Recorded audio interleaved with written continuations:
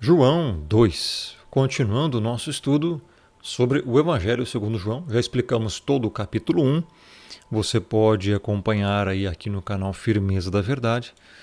A playlist vai estar o link no primeiro comentário fixado no topo, já com os vídeos explicando todo o capítulo 1. Já aproveite e se inscreve no canal, ative o sininho para todas as notificações, porque o YouTube não notifica a todos.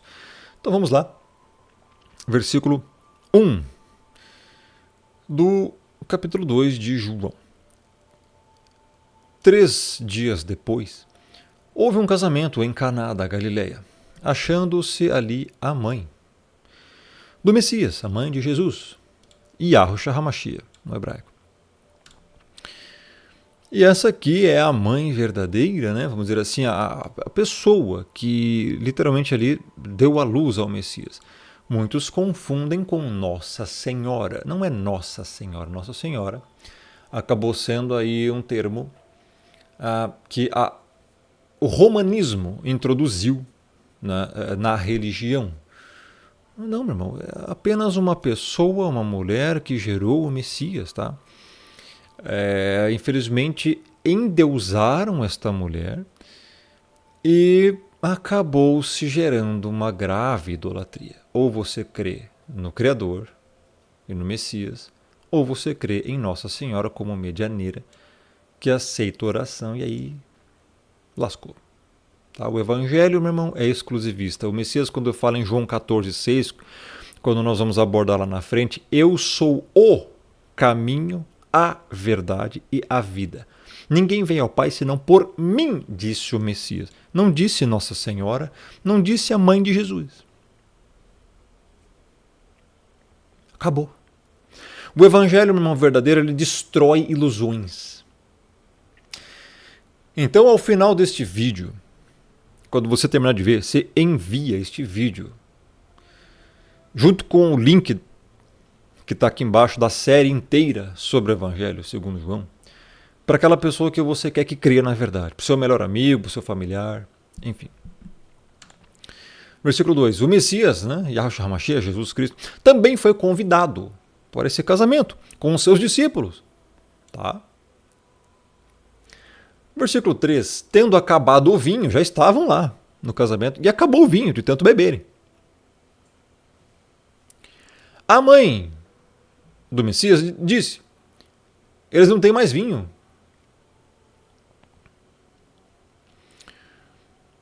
E esse vinho aqui, meu irmão, é alcoólico, tá? Desculpa. Não existe. Negócio de, suco de uva é o papinho Nutella dessa geração Z que, cara, nega a própria Bíblia. Era alcoólico, tá? Depois fala que eles estavam alegres. O que você acha que é alegre? Já estavam ali um pouco. Eles não estavam embriagados, estavam sob o efeito do álcool, que deixa a pessoa mais à vontade e tal. As pessoas... É triste, meu irmão. A religiosidade é uma coisa do Satanás mesmo, cara. Faz você negar a própria Bíblia. Quando a Bíblia fala lá em Efésios 5, não vos embriagueis com vinho, mas enchei-vos do Espírito, está falando da embriaguez e não da bebida alcoólica. Porque lá em Deuteronômio, milênios atrás, Deuteronômio 14, estava escrito que o Criador permitia assim a pessoa beber.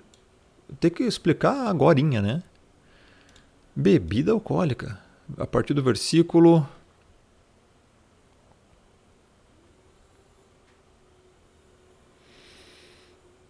aqui.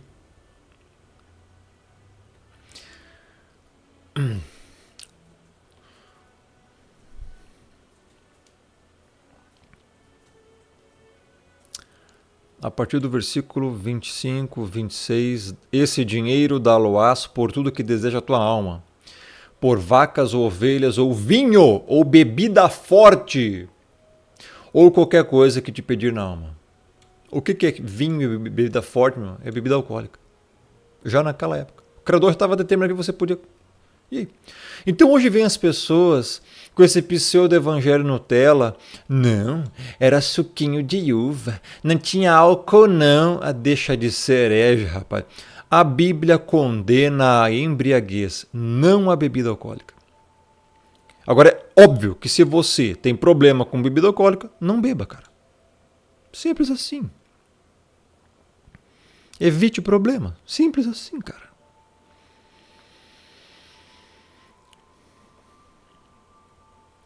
Então disse: não tem mais vinho. O Messias disse: mulher, que tenho eu contigo?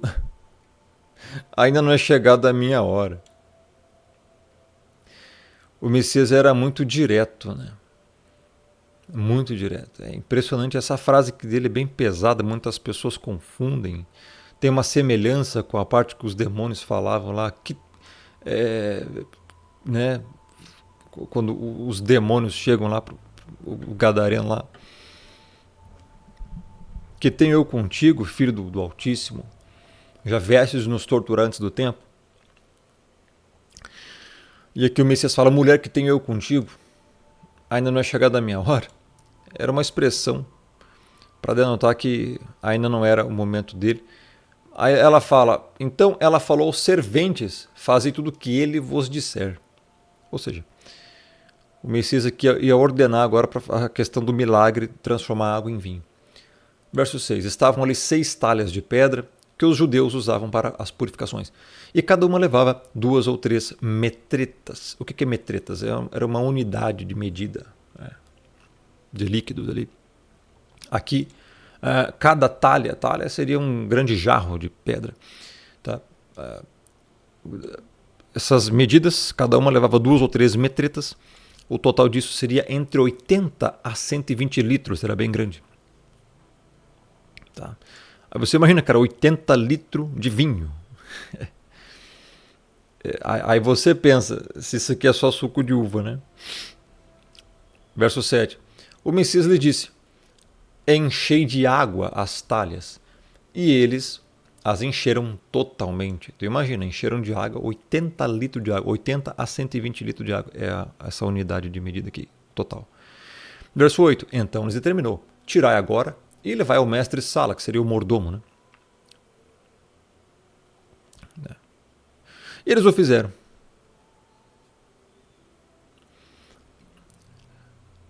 Verso 9. Tendo o mestre de sala provado a água transformada em vinho, já era vinho aqui, não sabendo de onde viera, se bem que o sabiam os serventes que haviam tirado a água, chamou o noivo. Verso 10, ele disse: todos costumam pôr primeiro o bom vinho, e quando já beberam fartamente, servem o inferior. Tu, porém, guardaste o bom vinho até agora. Ou seja, o que o Messias fez, ele transformou a água no melhor gosto do vinho, cara, no melhor tipo de vinho. Foi essa transformação. E veja, meu irmão, era uma festa de casamento. Tá? Quando ele fala aqui, ó, que todos costumam pôr primeiro o bom vinho, e quando já beberam fartamente, serve o inferior, um vinho de boa qualidade primeiro, né? Para depois que as pessoas já beberam bastante, botam um vinho menos bom, vamos dizer assim. É porque é alcoólico, tá, cara? Porém, guardaste o bom vinho até agora, porque foi muito de boa qualidade a transformação do vinho ali que o Messias fez, né? Transformar água em vinho. Com este, deu então Jesus princípio a seus sinais em Caná da Galileia. O milagre da transformação em água em vinho. Muita gente ainda duvida disso, né, cara? Então você está negando a Bíblia, né? É óbvio que aconteceu isso. Manifestou a sua glória e os seus discípulos creram nele. Então, sinais, o Messias trouxe e fez vários sinais já para... Literalmente, havia um plano ali. Ele teria que ser crucificado e muitas coisas. Isso foi em Caná da Galileia. Verso 12. Depois disto, desceu ele para Cafarnaum, com sua mãe, seus irmãos e seus discípulos, e ficaram ali não muitos dias. Verso 13. Estando próximo à Páscoa dos judeus, subiu o Messias para Jerusalém. Olha só, próxima à Páscoa. Foi então para Jerusalém. Verso 14. E encontrou no templo os que vendiam bois, ovelhas e pombas, e também os cambistas assentados. E aqui realmente houve toda aquela cena que você vê também em filmes, dos cambistas na porta do templo, fazendo um negócio, comércio à porta do templo. Isso irou tanto o Messias, verso 15, que aconteceu o seguinte. Ele fez uma azorrague, que era uma espécie de chicote na época, de cordas, expulsou todos do templo, bem como as ovelhas e os bois, derramou pelo chão o dinheiro dos cambistas e virou as mesas. Virou as mesas. Você imagina uma cena dessa hoje? Eu quero que você imagine uma cena dessas hoje, meu irmão. Porque ele foi lá e causou a desordem. Fez um chicote, expulsou todos do templo, bem como as ovelhas e os bois. Aqui não está dizendo se ele deu chicotada em ovelha, se ele deu chicotada em boi ou se deu chicotada nas pessoas, mas ele expulsou com um chicote. Agora, o modo com que ele fez isso, eu não sei. Não sei se ele deu chicotadas ao ar, não sei se ele só ameaçou, mas de algum jeito ele ameaçou aqui. Ele expulsou todos de lá. É óbvio que foi à força, foi a gritos, foi de algum jeito, porque ele fala aqui, ó, depois, tirai daqui estas coisas, não façais da casa de meu pai a casa de negócio. Ele disse isso aos que vendiam as pombas.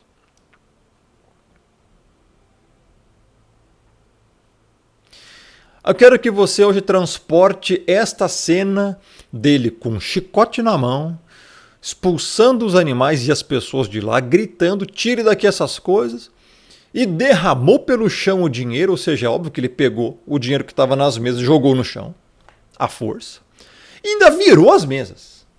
Transporte esta cena para hoje, o Messias fazendo isso, ou algum servo dele, um crente regenerado, fazendo isso em algum lugar. O que aconteceria? Para ver o que aconteceria. Meu irmão, essa pessoa ia ser chamada, ou o próprio Messias ia ser chamado, se ele fizesse isso, hoje em dia, de falso cristão, hipócrita, filho do diabo, odioso, criminoso, para pior. Que não tem amor, intolerante religioso. Isso é chamar todas essas baboseiras aí. Cara, sério, meu. Você está vendo aqui, o Messias fez isso.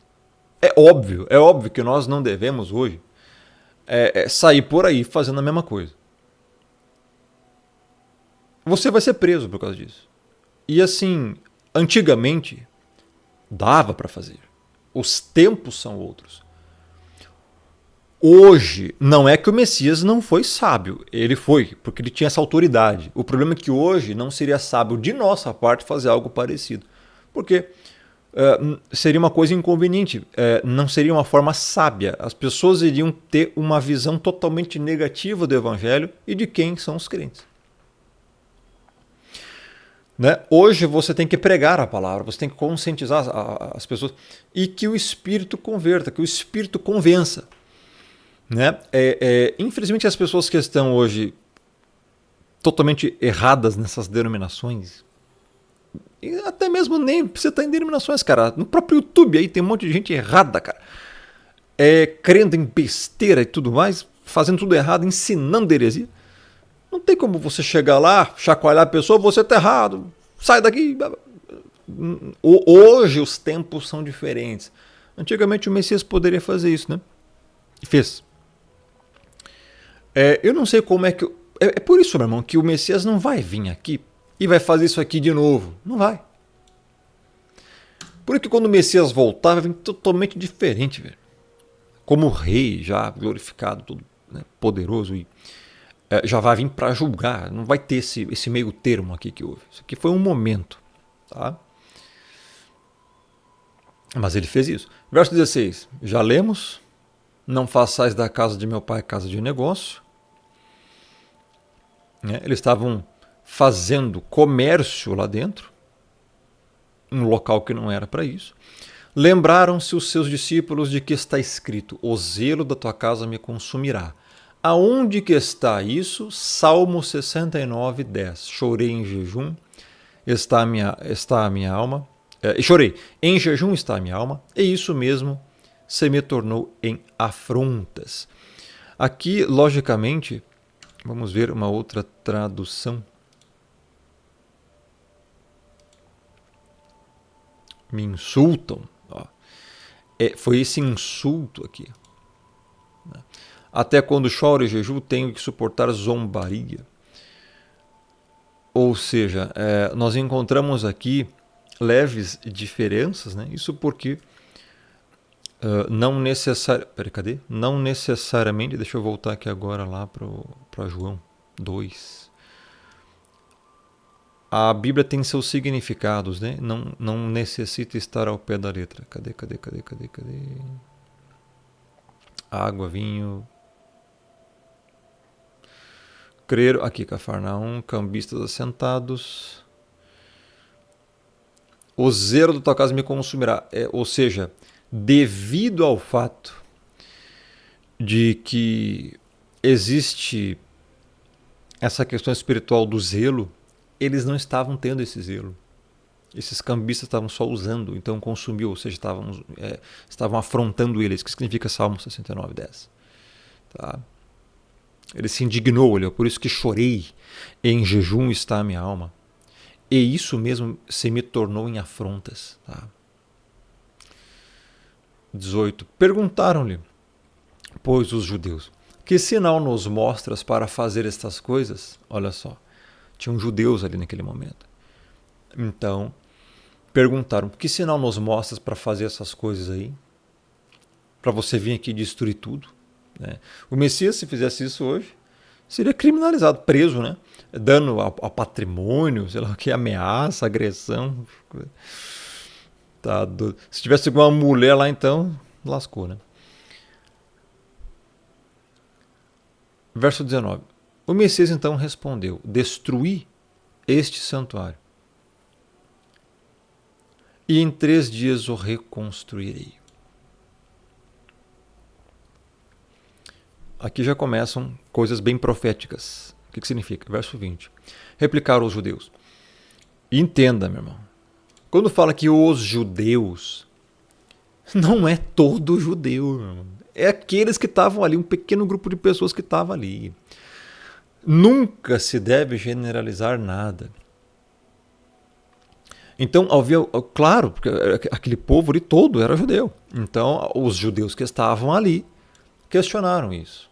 Eles não estavam entendendo naquele momento. Só que tem que entender que Quefas também era judeu e foi apóstolo.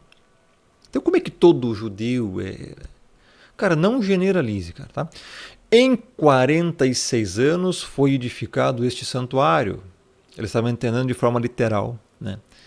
E tu em 3 dias o levantarás? Ou seja, fisicamente era impossível, demora-se 40 anos para edificar um santuário daquele. Foi demoradíssimo. Como é que um cara vai em 3 dias levantar? É que não era o santuário literal. Verso 21. Ele, porém, se referia ao santuário do seu corpo. Então, já estava aqui sendo feita a transição de templo de pedra para o corpo. Tá? 3 dias, por quê? Porque depois da ressurreição, né? Demorou ali 3 dias depois que ele morreu para ser ressuscitado. Verso 22. Quando, pois, o Messias ressuscitou dentre os mortos, lembraram-se os seus discípulos de que ele dissera isto e creram na Escritura e na palavra de Jesus. Porque, pessoal, aqui o Evangelho segundo João foi escrito muito depois da crucificação, a ressurreição do Messias, tá? Então aqui já está contando a história lá no final, depois que ele já ressuscitou, entendeu? Verso 23. Estando ele em Jerusalém, durante a festa da Páscoa, muitos, vendo os sinais que ele fazia, creram no seu nome.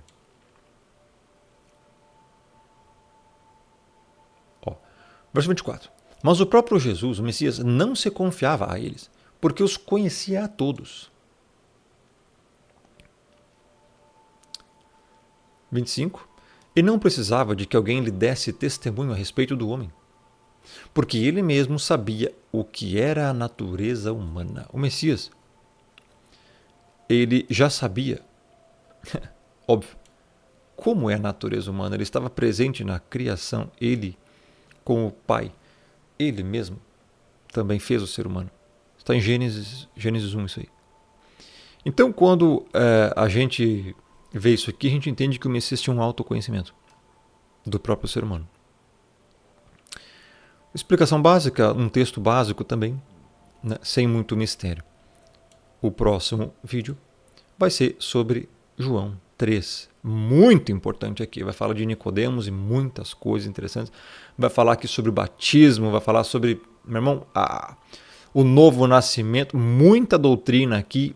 Rapaz, próximos vídeos serão extremamente importantes, então não perca de jeito nenhum. João 3 é extremamente importante. Vai ter vários vídeos, inclusive, sobre João 3, porque tem várias passagens aqui.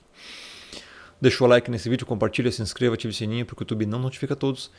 Playlist completa aqui, primeiro comentário fixado. E meu Telegram também, vai para lá. Abraço, até a próxima. Que Deus abençoe. E não se esqueça, envie esse vídeo aqui para o máximo de pessoas possível. Envie o link dessa playlist que vai estar aqui embaixo para o máximo de pessoas possível. Evangelize. Precisamos dessa sua evangelização aqui também pelo meio virtual e assim as pessoas vão saber de fato o que significa. Porque muitas pessoas leem e não entendem. Aqui está a explicação inteira do Evangelho segundo João. Até a próxima, se o Pai assim permitir.